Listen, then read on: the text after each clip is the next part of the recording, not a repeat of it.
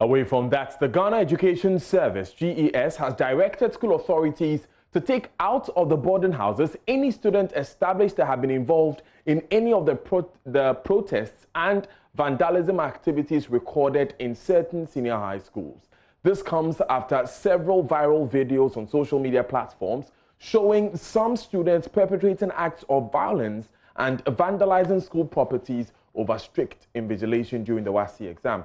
Now, GES's Director General Professor Kwesi Opoku-Amankwa in a statement described the behavior exhibited by some of the students as appalling. He noted that any destruction of school properties should be surcharged against students found guilty of the riot, adding that criminal acts committed should be reported to the police for investigation.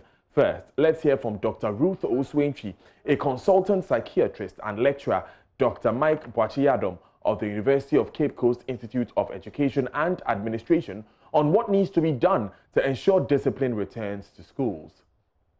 If there are any sanctions or punitive measures, these students should be made to finish writing their exams before we met out the full extent of whatever punitive measures there are.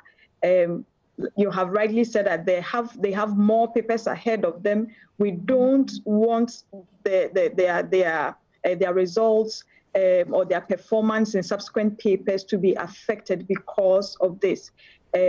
But if we can postpone till they have finished, then we can met out the full measure of whatever punitive measures there are. And I emphasize that in the course of meting out these punitive measures, we should not forget to offer them some psychosocial support. It will be an opportunity to build their emotional quotient, how to be able to manage the stress as they grow in life. And at the end of the day, you wouldn't have just meted out punishment, but you would have gotten a young person or a human being who is totally developed physically, emotionally, and all spheres of their development. Have very strong policies that will direct co-curricular activities in our senior high schools and other pre-tertiary institutions. We know that students develop how to manage their emotions and interpersonal relationships, issues of integrity outside the classroom.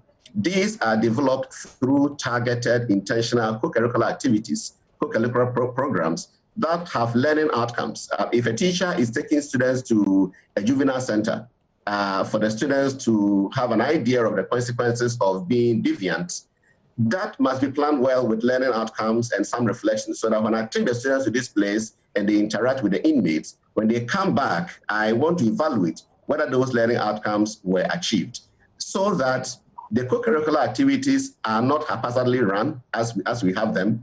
People take students, teachers take students to a place for community service, field trip, they come back, hooray, that's the end of the day. So in actual fact, we are not helping students to develop the skills and competences that they are not getting in the classrooms. So I look forward to some policies that will make co-curricular activities more intentional, more targeted. And of course, we need to build the capacity of our teachers to be able to facilitate these co-curricular activities.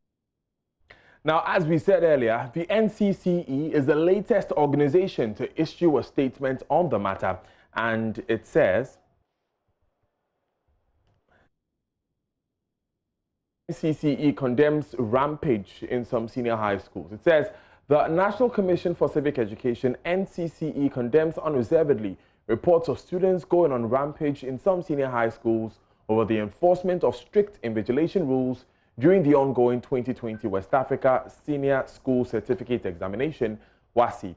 The incidents at Trinidad Kodia SHS Kumewu, Adaomase SHS Drabing, SHS Bright SHS Achim Kukrentumi, Sekendi College and Inderu Ajakpa Senior High Technical School in the Ashanti, Eastern, Western and Savannah regions respectively, where students destroyed